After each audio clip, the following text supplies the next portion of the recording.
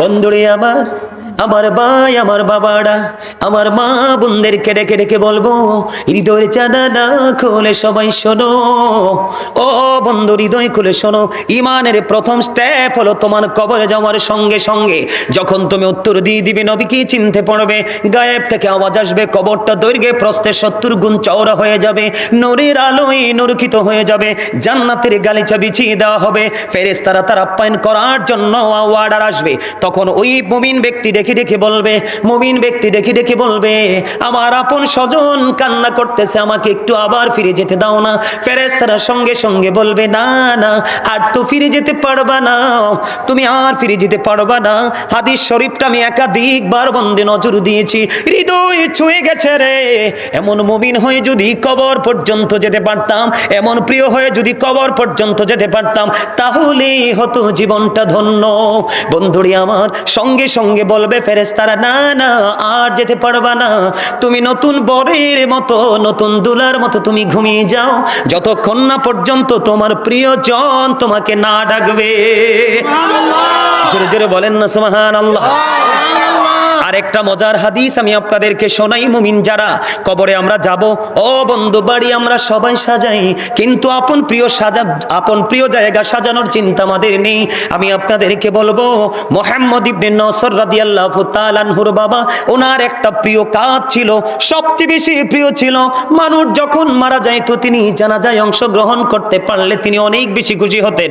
তিনি ধারাবাহিকভাবে মানুষ মরলে তিনি জানাজায় যাইতে হঠাৎ করে একদিন এক জানাজায় গেল। জানাজা যাওয়ার পরে রীতিমতো অন্যান্য জানাজার দিনের মতো তাকে দাফন করা হলো, কাফন পরিয়ে তাকে দাফন করানো হলো। ধীরে ধীরে সব মানুষ তার কবর থেকে চলে যাচ্ছে। হঠাৎ করে দেখতে পাইলেন ওই মুহাম্মদ ইবনে নসর রাদিয়াল্লাহু তাআলা আনহুর বাবা, তিনি দেখতে পাইলেন যে দুইটা নূরানি মানুষ যেন ওই নতুন কবরটার মধ্যে বন্ধ প্রবেশ করতেছে। তিনি আশ্চর্য হয়ে গেলেন, জীবনে কোনো দিন এমন গল্প তো শুনিনি, জীবনে কোনো দিন এমন সিমটম দেখিনি। কি রে, নতুন কবর হলো, কবরের মধ্যে নূরানি দুইজন মানুষ আমি দেখলাম মানব স্রোতে ঢুকছে, যেটা আমি জীবনে কোনো দিন দেখিনি। তারা কারা? তিনি কোনো উত্তর পাচ্ছেন না, তিনি কোনো সমাধান খুঁজে পাচ্ছেন না। তিনি কবরের পাড়ে দাঁড়িয়ে রইলেন। বন্ধুরে আমার, তিনি 10 বার সূরা ইয়াসিন তেলাওয়াত করলেন, 10 বার সূরা মুলুক তিনি তেলাওয়াত করলেন। করতে হঠাৎ করে দেখতে পেলেন একজন চলে যাচ্ছে, এখনো পর্যন্ত আরেকজন যাচ্ছে না। তিনি কি করলেন? তিনি বলতেছে, আমি এই রহস্যের জট আমি উদ্ঘাটন করব ছাড়া এখান থেকে যাব না।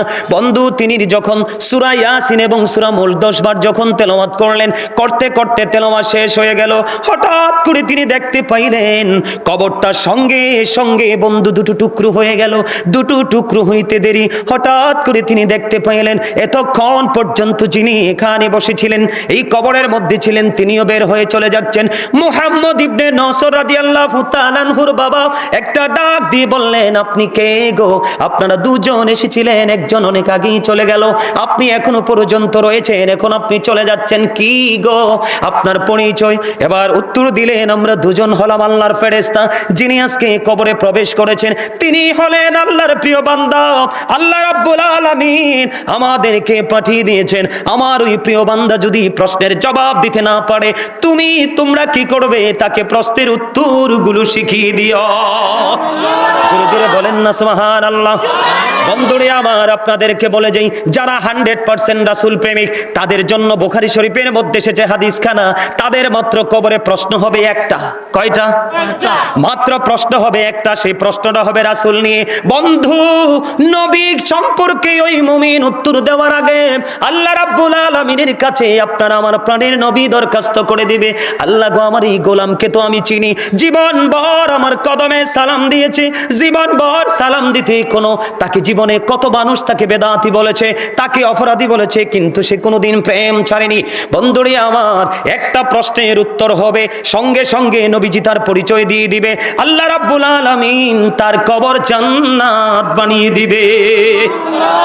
জোরে জোরে বলেন না সুবহানাল্লাহ। সুস্থতার অসুস্থতা কাকে বলে বুঝেন? যার অন্তরটা সুস্থ তিনি হলেন সুস্থ, আর যার দেহটা সুঠাম, কিন্তু অন্তরটা মরে গেছে, সে কিন্তু আসলে সুস্থ নয়। যিনি জিকির করতে পারে তিনি হলো জিন্দা, আর যিনি জিকির করে না তিনি হলেন মুর্দা। যিনি জিকির করেন তিনি হলেন জাকের, যিনি জিকির করে না তিনি হলেন গাফেল। আল্লাহ গাফেলদের জন্য তো নিয়ামত রাখেনি, রেখেছেন সব জাকেরদের জন্য। এটা হলো রুহের বাজার। এটা কিসের বাজার? এই বাজার কিন্তু দেহের খাবার যে কোনো জায়গায় গেলে পাওয়া যায়, কিন্তু রুহের খাবার যে কোনো জায়গায় গেলে পাওয়া যায় না। রুহের বাজার করতে হলে রুহানিয়াতের বাজারে যেতে হয়, আর সেই বাজার হলো হক্কানি আলেম, হক্কানি আল্লাহর ওলিদের দরবার। সুবহানাল্লাহ বলবেন না? আরো জোরে, আরো জোরে। এখন আপনি আমি যে কবরে যাবেন, আপনি আমি তো সারা জীবন মানুষকে শুধু কবরে রেখে এসেছি। সবাই দেখেছি 3.5 হাত মাটির ঘর। এখন এই ঘরের ভিতরের আচরণ সম্পর্কে কি আপনারা জানেন? জানেন না। বন্ধুরে আমার নবী, আপনার নবী, দো জাহানের বাদশা নবী, সরকারে মদিনা, ইমামুল মুরসালিন, রাহমাতাল লিল আলামিন, তিনি বলে দিয়েছেন, বন্ধু, আল কবরু রাউজাতুম মির রিয়াদিল জান্নাতি আও হুফরাতুম মিন হুফারিন নার। আপনার আমার প্রাণের নবীর পবিত্র জবান মোবারক দ্বারা তিনি বলে দিয়েছেন, কবরটা জান্নাতের একটা বাগান হবে, জাহান্নামের একটা গর্ত হবে। বন্ধু, যারা জীবনভর শুধু জিকির করেছো তাদের জন্য হবে কবর জান্নাত, আর যারা জিকির করতে পারোনি তাদের জন্য কবর হয়ে যাবে জাহান্নাম। যারা ইমানদার হয়েছো তাদের জন্য কবর হবে জান্নাত, আর যারা ইমানদার হতে পারোনি 100% তাদের জন্য কবর হবে জাহান্নাম। আল্লাহর হাবিব বলে দিয়েছেন। আল্লাহর হাবিবের কথা সত্য না মিথ্যা? সত্য।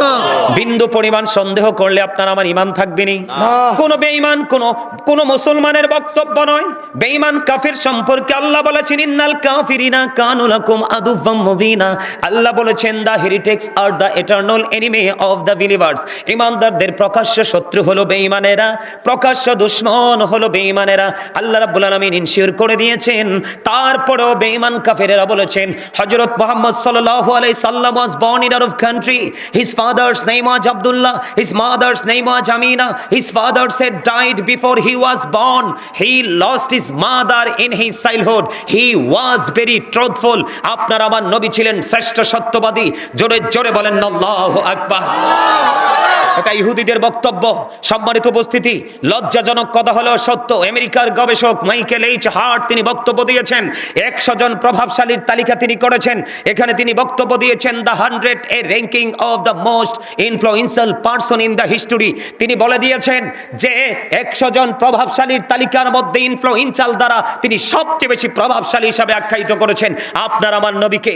আপনার আমার প্রাণের মুর্শিদ, সবার কাছের মানুষ ডক্টর আহমদ পেয়ারা বাগদাদি। আমি তখন ছোট ছিলাম, আমার ছোট রেখেই তিনি চলে গেলেন। ওনার এই বরকতময় হাত আমার এই মাথায় 3 বার লেগেছে।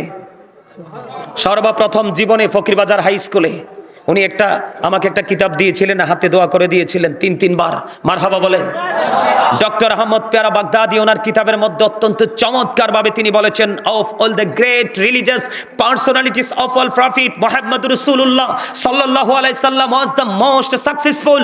তিনি বলেছেন, পৃথিবীর বুকে যতগুলো নবী রাসূল এসেছে, এই নবী রাসূলগুলোর মধ্যে ইমামতি থেকে রাজনীতি থেকে ইমামতি, প্রত্যেকটা জায়গায় আপনার আমার প্রাণের নবী ছিলেন সফল। আজকে কি আপনি আমি সফল? আমরা কিন্তু সুন্নি জামাত দাবি করি। আমরা কি আজকে সাকসেস হতে পেরেছি? কথা বলেন না কেন? আমরা কি সফল পারসন হিসাবে নিজেকে প্রিপেয়ার করতে পেরেছি? পারিনি। কেন পারিনি? পৃথিবী আমাদেরকে পাগল করে দিয়েছে, মাতাল করে দিয়েছে। এই পৃথিবী আপনাকে জাহান্নাম পর্যন্ত পৌঁছে দিবে। আমার আলোচনাটা, সম্মানিত উপস্থিতি, আমার দিকে তাকান। আপনাকে আল্লাহ রাসূল 3টা দায়িত্ব দিয়েছেন। আমি যে বলেছিলাম, তারপরে আমি কবরে আবার ফিরে আসছি। আল্লাহ রাসূল বলেছেন, আদিবু আওলাদাকুম আলা সালাসি হুসালিন হুব্বি নাবিকুম ওয়া হুব্বি আহলি বাইতিহি ওয়া আলা কিরাতিল কুরআন। রাসূল বলেছেন, তোমরা তোমাদের সন্তানদেরকে 3টি বিষয় শিক্ষা দাও। এর মধ্যে প্রথম বলেছেন, হুব্বি নাবিকুম, teach the love of the prophet. নবীর প্রেম শিখাও, কারণ নবীর প্রেম হলো ঈমান এবং এটা আমাদের জন্য ফরজ। হুজুর কি বলেন? এটা আমাদের জন্য ঈমান এবং ফরজ। এরপরে বলেছেন, হুব্বি আহলি বাইতিহি, টিচ ফ্যামিলি লাভ। নবীর পরিবারের ভালোবাসাও শিখাও, কারণ এটাও আমাদের জন্য ঈমান এবং এটা আমাদের জন্য ফরজ। জোরে জোরে বলেন আল্লাহু আকবার। দেখবেন বাসের পিছনে, বিভিন্ন গাড়ির পিছনে সুন্দর করে একটা প্রবাদ লেখা হয়, সন্তানকে নামাজ শিখাও। আমি কিন্তু এগুলো ফলো করি, কিন্তু এই পর্যন্ত দেখিনি কোনো গাড়ির পিছনে এই কথাটা কোনোদিন কেউ লেখেনি যে সন্তানকে আগে ঈমানের ট্রেনিং দাও। আপনারা দেখবেন যখন ঘুরবেন, আমার তো বাংলাদেশ আরো 4-5 বছর আগেই আল্লাহ ঘোরা সফর শেষ করে দিয়েছে, শেষ করার তৌফিক দিয়েছে। তার পাশাপাশি দেশের বাহিরে কয়েকটা দেশ আমি সফর করে এসেছি, একটা টাকাও আমার পকেটের লাগেনি। মারহাবা বলেন। এটা কেন হয়েছে জানেন? প্রথমত আল্লাহর রহমত, মদিনাওয়ালার নেগাই করম, আর বিশেষ করে আমার এই গ্রামের অসংখ্য মা বোনদের দোয়া, ভাই বাবাদের দোয়ায় আমার প্রত্যাশা আমি আরো অনেক দূর এগিয়ে যাব আপনাদের দোয়ায়, বরকতে। আপনারা কি চান না অনেক দূর এগিয়ে যাই? সবাই চান? মারহাবা বলেন, আরো জোরে বলেন। সম্মানিত উপস্থিতি,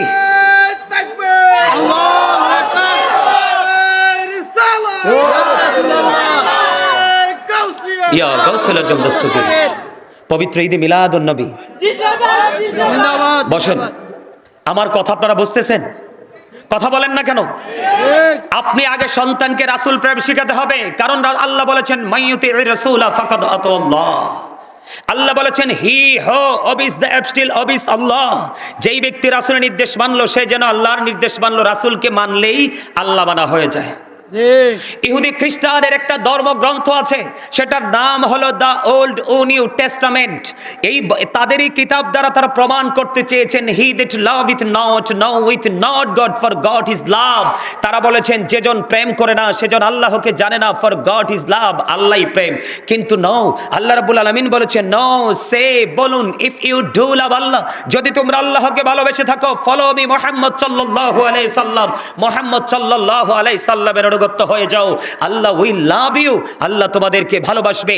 এন্ড ফরগিভ ইউর সিনস, আল্লাহ তোমাদের জীবনের গুনাহগুলি ক্ষমা করে দিবে। জোরে জোরে কন্না আল্লাহু আকবার। বলে হুজুর আল্লাহ কি ইংলিশে বলেছেন? না, আল্লাহ ইংলিশে বলেনি। ইংলিশ কবিরা তাদের ভাষায় তারা রচনা করেছেন, ট্রান্সলেট করেছেন। আল্লাহ বলেছেন কুল ইন কুনতুম তুহিব্বুনাল্লাহ ফাত্তাবিউনি ইউহিব্বুকুমুল্লাহু ওয়া ইয়াগফিরু লাকুম যুনুবাকুম আল্লাহু গফুরুর রহিম। জোরে জোরে কন্না আল্লাহু আকবার। আর জোরে বলেন আল্লাহু আকবার। আমি আপনাদেরকে বলতে চাই, আপনারা আমার কাছের মানুষ, এত কাছের মানুষ যেটা কখনোই আপনাদেরকে চাইলেও দূরে ঠেলে দেওয়া যাবে না, এবং আপনারাও চাইলে আমাকে দূরে ঠেলে দিতে পারবেন না। পারা যায়? কখনো সম্ভব? এটা আমি আমার ব্যক্তিগত মত ব্যক্ত করছি না, কোরআন হাদিসের দৃষ্টিভঙ্গি থেকে বলছি। সম্মানিত উপস্থিতি, আমি আজকে কবর নিয়ে আলোচনা করতে চাই, এই জন্য বিভিন্ন প্রাসঙ্গিক আলোচনা আমি আপনাদেরকে করেছি। এই কারণে করেছি কারণ কবরে যে রাসূল বলেছেন দুটো রূপে রূপান্তরিত হবে। কয়টা? দুটো। এর মধ্যে ঈমানদার এবং মুনাফিক।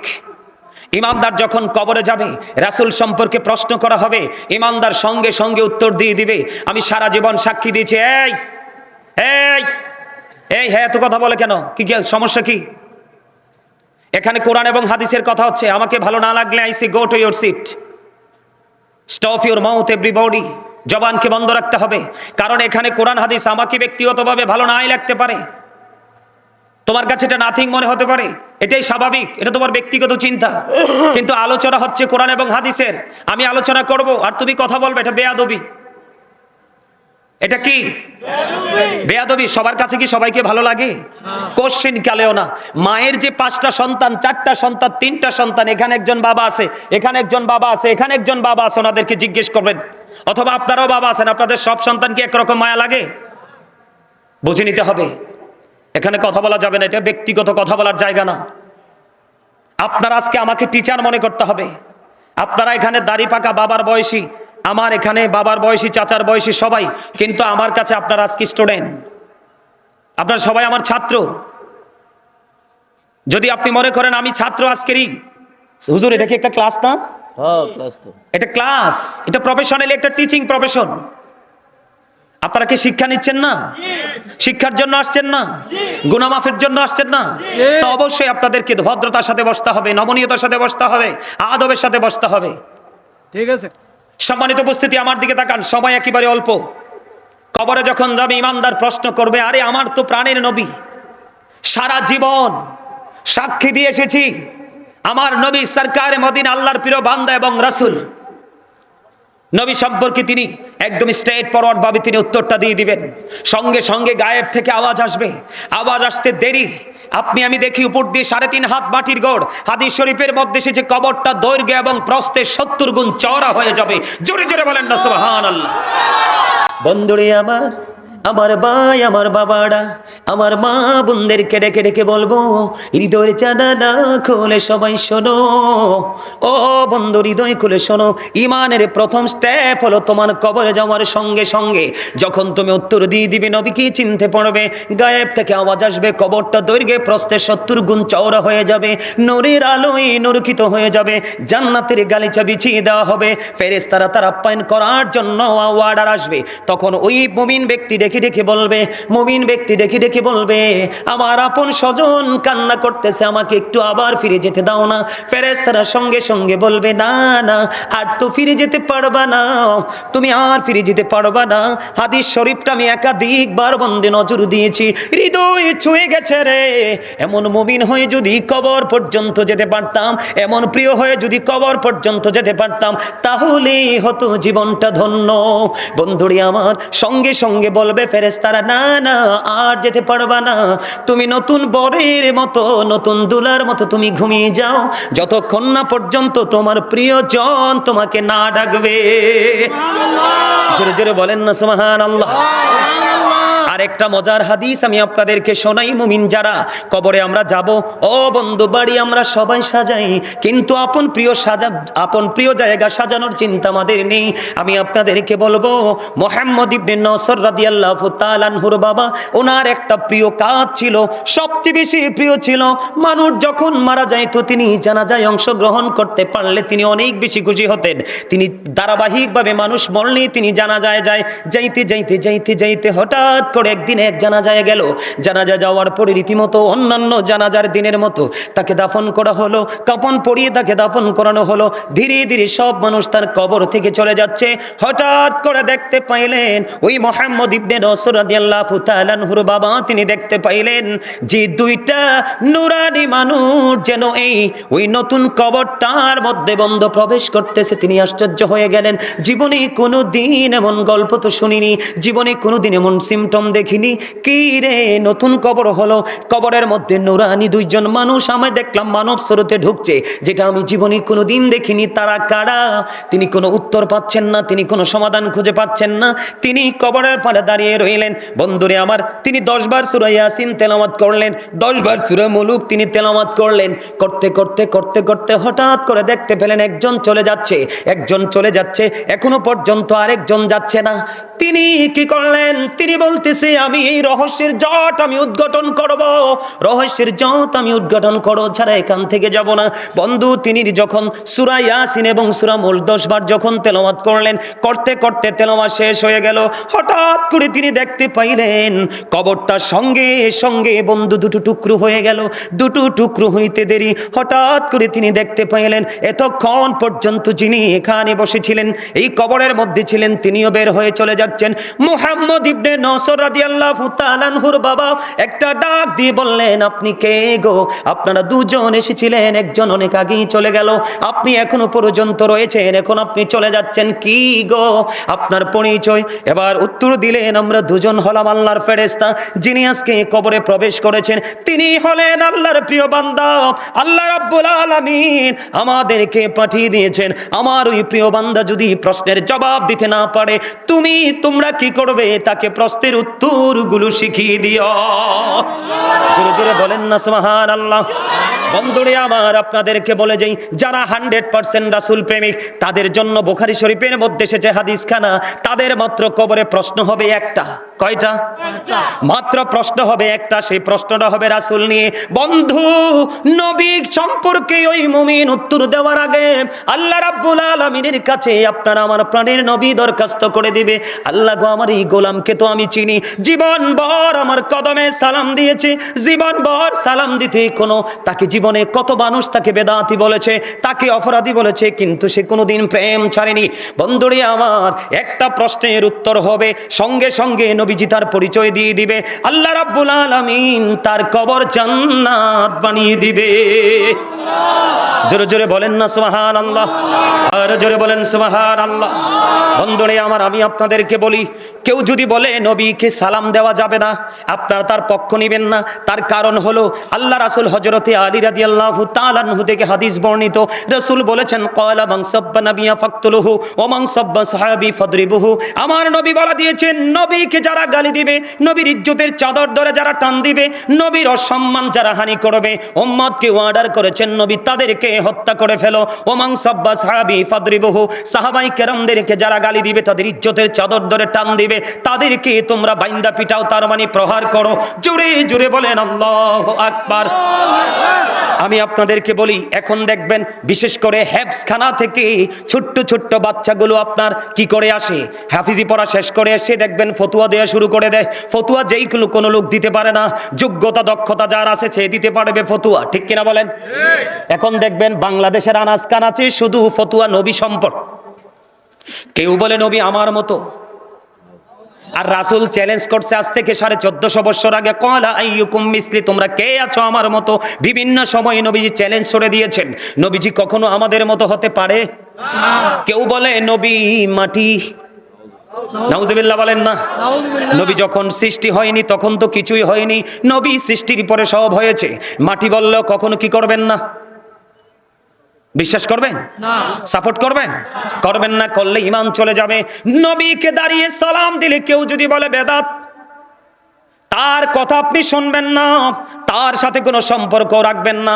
নবী সম্পর্কে যার যথাযথ মর্যাদা, যথাযথ ধারণা নেই, নবী সম্পর্কে যার অন্তরে যথাযথ মর্যাদা নাই, সে যদি যত বড় মুফতি হয়, মিশর থেকে যদি পিএইচডি করে আসে, আপনারা তার পিছনে নামাজ পড়বেন না। কারণ রাসূল প্রেম হলো ঈমান, যার ঈমান নাই তার আমলের কোনো ভ্যালু নাই। কথা বুঝেন না আমার? আল্লাহ বলেছেন ইউদিল্লু বিহি কাসীরা ওয়া ইয়াহদি বিহি কাসীরা। কোরআন দিয়ে আল্লাহ কাউকে হেদায়েত দান করেছেন, কাউকে আবার পথভ্রষ্ট করেছেন। যিনি হেদায়েত প্রাপ্ত ওনার ঠিকানা জান্নাত, যিনি পথভ্রষ্ট ওনার ঠিকানা কোথায়? কথা কয় না, কোথায়? নবীকে দাঁড়িয়ে সালাম দেওয়ার দলিল কোরআনেও আছে, হাদিসেও আছে। সূরা ফাতির 9 নম্বর আয়াতে দেখেন, ওয়া তুআজ্জিরুহু ওয়া তুওয়াক্কিরুহু।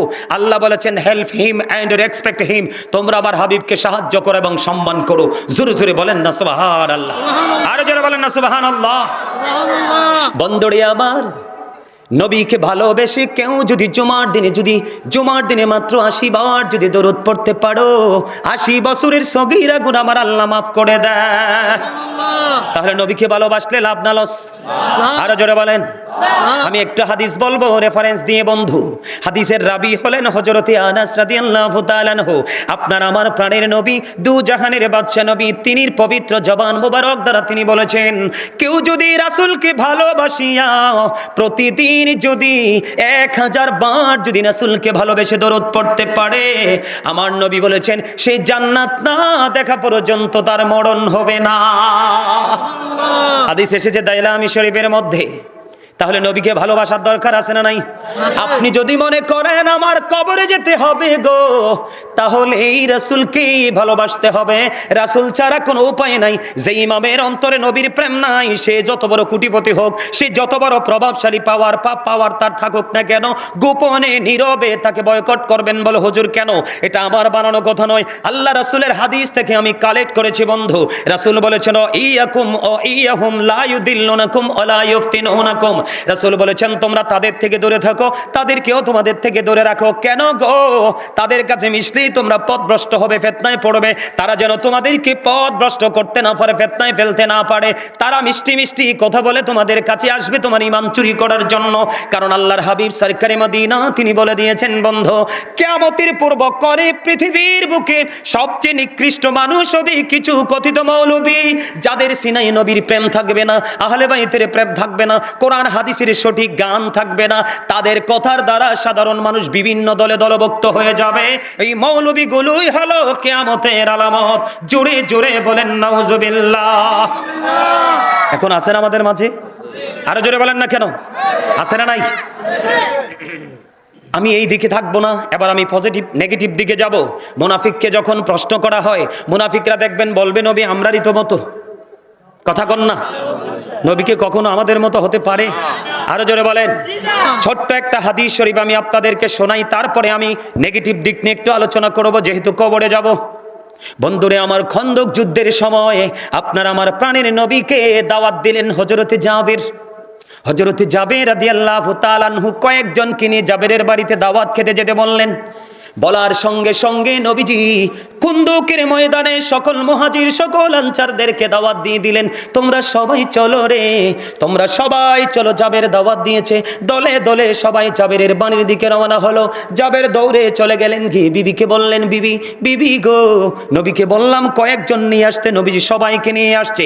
ওখানে একটা ছাগলের বাচ্চা রান্না করা হচ্ছে, মাত্র 350 আটার রুটি বানানোর প্রক্রিয়া চলছে। এই জন্য বলেছে এই অল্প কিছু সংখ্যক মুহাজির আনসার নিয়ে যাওয়ার জন্য। আমার নবী সবাইকে নিয়ে রওনা দিলেন। যাইতে যাইতে যাইতে যাইতে সবাই যখন চলে গেল, নবীজি বললেন রুটির খামিরটা নিয়ে আসো, ঢাকনাটা সরাইও না। ঢাকনাটা সরালেন না। রুটির খামির যখন নিয়ে আসলো, নবীজি রুটির খামিরের মধ্যে থুতু মোবারক দিয়ে দিলেন। জোরে জোরে কন্যা সুবহানাল্লাহ। ঢাকনা সরাইও না, গোস্তের পাতিল আমার কাছে নিয়ে আসো। এবার নিয়ে আসা হলো। নবীজি ওই গোস্তের পাতিলের মধ্যে বন্ধু থুতু মোবারক নিক্ষেপ করে দিলেন। এবার বললেন রান্না চালাইতে থাকো, রুটি বানাইতে থাকো। রুটি বানাইতে বানাইতে খাওয়াইতে খাওয়াইতে 1000 মুহাজির আনসারকে খাইয়ে দিলেন। যেমন পাতিলের গোস্ত তেমন রয়ে গেল, এবং যেমন রুটির খামির তেমনই রয়ে গেল। হাদিস শরীফের মধ্যে সে যে মনে হয় যেন কেউ এই খাবারে হাতে দেয়নি। আর আপনার আমার থুতু তো থাক দূরের কথা, হাত যদি যারা দেই সারছে, মুখে দিবে কেউ? কথা কয় না, দিবে? কখনোই মুখে কেউ দিবে? নবী আমার মতো নবীজির প্রস্রাব মোবারককে বরকতময় দাসী ও মেহমান জান্নাতি হয়ে গেছে। উহুদের ময়দানে থাকাকালীন নবীজি 27টি যুদ্ধ করেছেন। সবচেয়ে বড় যুদ্ধ উহুদের যুদ্ধ। উহুদের ময়দানে মালিক বিন সিনান রাদিয়াল্লাহু তাআলা আনহু নবীজির রক্ত মোবারক চুষে জান্নাতি হয়ে গেছে। সুবহানাল্লাহ। আপনারা মজা পান না আমার ওয়াজে, কারণ আমি আপনাদের কাছের তো আসতেছে বড় বড় হুজুররা, একটু পরে মজা পাবেন। আলহামদুলিল্লাহ বলেন আরো জোরে, আরেকটু মহব্বতে। খবর কি খারাপ লাগে? এবার আসেন বন্ধু, মুনাফিক যারা নবী সম্পর্কে উল্টাপাল্টা মন্তব্য যারা করেছে তাদের অবস্থাটা কেমন হবে? মুনাফিক সম্পর্কে তথ্য দিব, তিনি নিশ্চিত করে কোনো নবী সম্পর্কে উত্তর দিতে পারবে না। অন্যরা যেমন ভাবতো আমিও তেমন ভাবি, অন্যরা যেমন মনে করতো আমিও নবীকে তেমন মনে করি। গায়েব থেকে আওয়াজ আসবে, মাটি মাটি রে, সারা জীবন আমার হাবিবের সাথে বেয়াদবি করলো, কোনোদিন কিতাব খোলেনি, কোনোদিন কোনো কিতাবওয়ালার সাথে সম্পর্ক রাখিনি, বিবাহটাকে প্রসারিত করার চেষ্টা করেনি, এটাকে অ্যাক্টিভ করার চেষ্টা করেনি। মাটির উপর থেকে দেখি যেই মাটি বানাইলাম আমার হাবিবের প্রেমে, তারে বানাইলাম আমি আমার হাবিবের কারণে, তার মনে যা চেয়েছে তাই করেছে। মাটি রে, মুনাফিককে তুমি একটা চাপ দাও। কি করো? কথা কয় না। আর এটি আমার কথা না তো, এটা হাদিস শরীফ তো। কি করো? হাদিস শরীফের মধ্যে আসছে, রাসূল বলেছেন বিলিভার্স লাভ দ্য প্রফিট, ইমানদাররা নবীকে ভালোবাসবে। Hypocrites don't love the profit, মুনাফিকরা নবীকে ভালোবাসবে না। এই মুনাফিক সম্পর্কে আল্লাহ বলেছেন ইন্নাল মুনাফিকিনা ফিদ দারকিল আসফালি মিনান নার। হুজুর আসেনিও আছে, আপনি কুতুর কন্যা, তারা তো মনে করবো আমারটি হেসান আমিসা, এর লেগে তারা কথা কয় না, বুঝছেন নি? আল্লাহ কইতেছে ইন্নাল মুনাফিকিনা ফিদ দারকিল আসফালি মিনান নার। আল্লাহ বলেছেন the hypocrites will be in the lowest place of hell. মুনাফিকরা জাহান্নামের একেবারে লোকাল যে জায়গাটা, একেবারে নিকৃষ্ট সেই জায়গায় তার ঠিকানা। নাউজুবিল্লাহ কন্যা। আমরা কি ইমানদার হব না মুনাফিক? ইমানদার। আল্লাহ পেতে হলে স্টেশন দেখিয়ে দিয়েছে, আল্লাহ কয় মদিনায় যাও। মদিনায় যাইতে হলে তো টিকিট লাগবে, মদিনা ওয়ালার কাছে যাও। সুবহানাল্লাহ বলেন না। সুবহানাল্লাহ। আল্লাহ বলবে মুনাফিককে মাটি রে একটা খেলা দেখায়া দাও।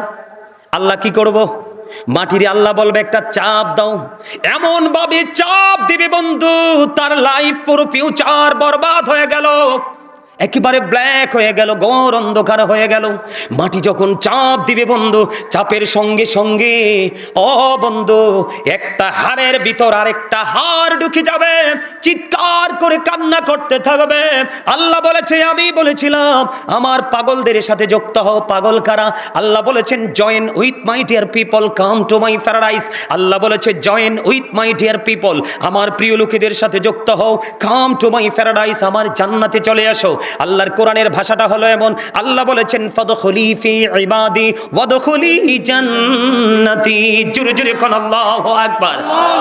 এই জন্য আপনাদেরকে বলে দেই বন্ধু, বড় দাড়ি দেখলে, বড় পাগড়ি দেখলে পাগল হবেন না। তার সিনায় নবীর প্রেম আছে কিনা, সেই একুরেট কিনা। ও বন্ধু, এইরকম আলেম দেখে তার পিছনে নামাজ পড়বেন, তার সাথে প্রেমের ডুরি লাগাবেন। আল্লাহ বলেছেন তার সাথে যুক্ত হও, ওয়াদখুলি জান্নাতি, আমার জান্নাতে চলে আসো। আল্লাহ রাব্বুল আলামিন বলবে চাপ দাও, চাপ দিতে দেরি, মাটি এমন ভাবে চাপ দিবে বন্ধু, একটা হাড়ের ভিতর আর একটা হাড় ঢুকে যাবে, চিৎকার করবে, হাহাকার শুরু করবে, কোনো উপায় খুঁজে পাবে না। আল্লাহ আগে জানিয়ে দিয়েছেন লা ইয়ামুতু, people will not die that day, সেদিন মানুষের মরার সুযোগ নাই। আল্লাহ বলেছেন ফিহা ওয়ালা ইয়াহইয়া, people will not be able to life that day, সেদিন মানুষের বাঁচার সুযোগ নাই। আল্লাহ বলেছেন ওমা হুম আনহা বিগাইবিন, people will not be able to escape that day, সেদিন মানুষ সেখান থেকে অদৃশ্য হওয়ারও কোনো সুযোগ নাই। বাঁচতেও পারবেন না, মরতেও পারবেন না, পালাতেও পারবেন না, করবেনটা কি? ওখানে কিন্তু কর্ম লুকাইতেও পারবেন না। কি করতে পারবেন না? কর্ম কিন্তু লুকাইতেও পারবেন না। হুজুর লুকাইতে পারবো না? কোরআন শরীফের 30 পারা বাড়িতে যেয়ে খুলে দেখবেন, একবারে কোট করে বলছি, কোরআন শরীফের 30 পারা সূরা ইনফিতর খুলে দেখবেন। আল্লাহ বলে দিয়েছেন ওয়া ইদাল কুবুরু বুসিরাত আলিমাত নাফসুম মা কদ্দামাত ওয়া আখরাত। জোরে জোরে বলেন আল্লাহু আকবার। আল্লাহ রাব্বুল আলামিন বন্ধু জানিয়ে দিয়েছেন কবরটা যখন উন্মোচিত হয়ে যাবে, আপনারা আমরা প্রত্যেকেই জানতে পারবে কে কি করেছি আর কি করিনি। দোকানে যদি সিসি ক্যামেরা লাগায় ভয় পান, রাস্তার মোড়ে ঠিক কিনা বলে, আইরে ধরা তো পড়ে যাব। কিন্তু আমরা এত বোকা মুসলমান, পৃথিবীর জিকির করতে করতে আল্লাহ রাসূলের জিকির ভুলে গেছি। বলতে বলতে বলতে বলতে চিরস্থায়ী 2টা সিসি ক্যামেরা যে আপনার সাথে চিরস্থায়ী সেটিং করা আছে, সেই সিসিটিভির কথা ভুলে গেছে। কথা কন না কেন? আরো জোরে। এখন তার কবর থেকে কিন্তু তার গলত ফায়সালা শুরু হয়ে গেল। শুধু কষ্ট আর কষ্ট বন্ধু। কষ্টটা কেমন হবে জানেননি? জান্নাতীদের এক ধরনের খাবার বরাদ্দ। আপনি মনে করেন না যারা জান্নাতি তারারে শুধু ঘুম পাড়াইয়া রাখবে। আল্লাহ বলেছেন ইনদা রাব্বিহিম ইউরযাকুন, আল্লাহ প্রিয়দের জন্য জান্নাতি খাবার বরাদ্দ করে রাখছে। কথা কয় না কেন? কি? আর পাপীদের জন্য ওই যে কবর মনে করছেন কেউ দেখতো না, সব ওপেন করে দেওয়া হবে, সব কিছু উন্মোচিত করা হয়ে যাবে। ও বন্ধু, পাপীরা যখন পানির তৃষ্ণা লাগবে পানি পানি করবে বন্ধু। আল্লাহর হাবিব সরকারে মদিনা বলেছেন প্রস্তুত থাকো, মাথা দিয়ে উত্তপ্ত গরম পানি ঢেলে দেওয়া হবে, এটা পেটের মধ্যে ঢুকে যাবে, পেট থেকে 2 পায়ের মধ্যখান দিয়ে লিকুইড হয়ে ম্যাঙ্গো জুসের মতো সব কিছু গলে গলে বের হয়ে যাবে। ওই যে বলেছি লা ইয়ামুতু, মরতে পারবা না, ফিহা ওয়ালা ইয়াহইয়া, তুমি বাঁচতেও পারবা না, ওমা হুম আনহা বিগাইবিন, তুমি পালাতেও পারবা না। জোরে জোরে বলেন না আল্লাহু আকবার। এখান থেকে আমি বের হয়ে গেলাম, পাপীদের জন্য কোরআনে পাইলাম একটা খবর। বন্ধুরে আমার, কোরআন শরীফের মধ্যে এসেছে পাপীদের জন্য, নবীর দুশমনদের জন্য, পৃথিবীতে যারা সুদ খায়, ঘুষ খায়, মদ খায়, ইয়াবা খায়, ট্যাবলেট খায়, অন্যায় অপরাধের সাথে যুক্ত আছে, ওই সমস্ত মানুষগুলোর জন্য আল্লাহ রাব্বুল আলামিন একটা খাবার বরাদ্দ করে রেখেছে। সেই খাবারটার নাম হলো বন্ধু জাক্কুম। আপনার ইতিপূর্বে শুনছেন কিনা জানি না, জাক্কুম এই জায়গাটার এটার নাম কি? এই জায়গাটা এটা কার? কথা বলেন। আর স্টেজ না, এটাকে এমনি নরমালি মাঠ। আরে আমার কথা বলেন, জায়গাটা কার? হ্যাঁ, এক ভাগিনার। যেই হোক, একজন ভাগিনা এই মাঠটা কিনেছে। এই মাঠটার মধ্যে যদি এই মুহূর্তে একটা ফোঁটা জাক্কুম পড়ে, কয় ফোঁটা? শুধু আপনাদের কি পাপীদের জন্য কি বরাদ্দ আছে সেটা বোঝানোর জন্য বলেছি। এই বাগিনার এই মাঠটার মধ্যে যদি পাহাড়পুরের জমিনে, পশ্চিম পাড়ার জমিনে এই মুহূর্তে যদি একটা ফোঁটা জাক্কুম যদি পড়ে, গোটা পৃথিবীর মাটি তাৎক্ষণিকভাবে বন্ধু বিষাক্ত হয়ে যাবে। কিয়ামত পর্যন্ত সয়েল টেস্ট করে বন্ধু পৃথিবীর কোনো মানুষ গবেষণা করে এই পৃথিবীর মাটিতে কোনোদিন কোনো ফসল উৎপাদন করতে পারবে না। এত বিষাক্ত খাবার ওই জাহান্নামী পাপীদের জন্য বরাদ্দ করা আছে। জোরে জোরে বলেন না নাউজুবিল্লাহ। এবার আমি যাব হাদিস শরীফে। আল্লাহর হাবিব সরকারে মদিনা তিনি বলে দিয়েছেন, ও পাপীরা তোমরা সাবধান হয়ে যাও, সাবধান হয়ে যাও, কারণ পৃথিবীতে ভিক্ষুক হলে কেউ না কেউ তোমাদেরকে সাহায্যের হাত বাড়িয়ে দিবে রে। কিন্তু তুমি যদি কবরে যদি ভিক্ষুক হও, ওখানে সাহায্য দেওয়ার কেউ নাই। আমি আগে আপনাদেরকে বলেছি, অন্যায় করেন ছেলে মেয়ের জন্য, অন্যায় করেন বিল্ডিং বানানোর জন্য, অন্যায় করেন গাড়ি কেনার জন্য, অপরাধ করেন পাশের জমি কেনার জন্য, এইটাই তো স্বাভাবিক। কথা কয় না, এটা কি ভুল কথা? আমরা টাকার পাহাড় করি কি জন্য? কিছু না কিছু করার স্বপ্ন নিয়েই তো করি। কথা কয় না? আল্লাহ কোরআন শরীফের 19 পারা মনে রাখবেন, কোরআন শরীফের 19 পারা সূরা শুআরা 88 নম্বর আয়াতের ছোট্ট আয়াত। আল্লাহ বলেছেন, ইয়াউমা লা ইয়ানফাউ মালু ওয়ালা বানুন। ও বন্ধু, ওই কিয়ামতের দিন আপনার উপার্জিত ধন সম্পদ সন্তান কোনো কাজে আসবে না। কার জন্য করছেন? আল্লাহর হাবিব সরকারে মদিনা তিনি বলে দিয়েছেন, জাহান্নামী পাপী অপরাধীদের জন্য আরেকটা খাবার বরাদ্দ আছে। ইয়া রাসূলুল্লাহ, ইয়া হাবিবাল্লাহ, নবী গো, ও প্রাণের নবী, এই খাবারটা কি? আল্লাহর হাবিব বলেছেন, এই খাবারটা হলো তিনাতুল কাবাল। ইয়া রাসূলুল্লাহ, ইয়া হাবিবাল্লাহ, তিনাতুল কাবাল মানেটা কি? আমার নবী বলে দিয়েছেন, এই তিনাতুল কাবালটা হলো আরেকটা জাহান্নামীর নিংড়ানো রক্ত অথবা পুজ। বুঝেন নাই মনে হয়? রক্তপুজ ফোড়া হয় না? অ্যাক্সিডেন্ট হলে পচে যায় না? গলে যায় না? অপারেশন থিয়েটারে নিলে অনেক সময় পচা গলা কাটা করে ওপেন হার্ট সার্জারি বা বিভিন্ন ধরনের সার্জারি হয় না? এইরকম এটা তো জাস্ট পৃথিবীরটা, কিন্তু ওটা তো অত্যন্ত ভয়ঙ্কর হবে। রক্তপুজ খেতে দেওয়া হবে, কিন্তু লা ইয়ামুতু, মরতে পারবেন না। ফিহা ওয়ালা ইয়াহইয়া, বাঁচতেও পারবেন না। ওমা হুমান হাবি গায়িবিন, পালাবারও সুযোগ। আরে মিয়া এদিকে তাকান, দোষ কাকে দিবেন? সিসি ক্যামেরা 2টা আছে। 1 2 নাম্বার হলো কোরআন শরীফের সূরা ইউনূস 44 নম্বর আয়াত খুলে দেখেন। আল্লাহ স্পষ্ট করে বলে দিয়েছেন, ইন্নাল্লাহা লা ইয়াজলিমুন নাসা শাইয়্যান ওয়ালাকিন্নান নাসা আনফুসাহুম ইয়াজলিমুন। আল্লাহ বলে দিয়েছেন, আল্লাহ আল্লাহর বান্দার উপর জুলুম অত্যাচার, কথা কন না কেন? আল্লাহ স্ট্রেট ভাবে বলে দিয়েছেন, আল্লাহ আল্লাহর দাসের উপর অত্যাচার। তার মানে কে করে? বান্দা নিজেই নিজের উপর অত্যাচার। অত্যাচারী সম্পর্কে আল্লাহ কি বলেছেন? আল্লাহু লা ইউহিব্বুজ জালিমিন। আল্লাহ বলেছেন অত্যাচারীদেরকে আল্লাহ পছন্দও করেন না, ভালো বাসেন না। আল্লাহ বলেছেন ওমালিজ জালিমিনা মিন আনসার। জালেমরা যখন বিপদে পড়বে, আল্লাহ বলেছেন জালেমদের জন্য সাহায্যকারীও নাই। কি করবেন সেদিন? এত দুঃখ, এত যন্ত্রণা, এত কষ্ট, এত দুর্দশা, এত প্রতিকূল অবস্থা কেমন করে মোকাবেলা করবেন? সবচেয়ে কম আযাব হলো আগুনের এক জোড়া জুতা। এটা কি পৃথিবীর আগুনের মতো? নাও। আল্লাহর হাবিব বলে দিয়েছেন বন্ধু, হযরতে আবু হুরায়রা রাদিয়াল্লাহু তাআলা আনহু থেকে হাদিস কানা বর্ণিত, আমার নবী আপনার নবী জানিয়ে দিয়েছেন বন্ধু, জাহান্নামের আগুনটাকে 1000 বছর তাপ দেওয়া হয়েছে, আগুনের রং হয়ে গেছে বন্ধু লাল। আরো 1000 বছর তাপ দেওয়া হলো, আগুনের রং হয়ে গেল সাদা। আরো 1000 বছর তাপ দেওয়া হলো রে, আগুনের রং হয়ে গেছে বন্ধু কালো। এক এক করে 3000 বছর আগুনটাকে তাপ দেওয়া হলো। এই আগুন প্রস্তুত করা আছে পাপীদের জন্য। কার জন্য? কথা বলেন, কার জন্য? পাপীদের জন্য। সম্মানিত উপস্থিতি।